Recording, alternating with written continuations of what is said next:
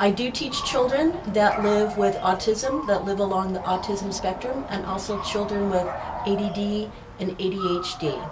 Yoga is helpful for all children, but I find that my students with special needs really can benefit from yoga.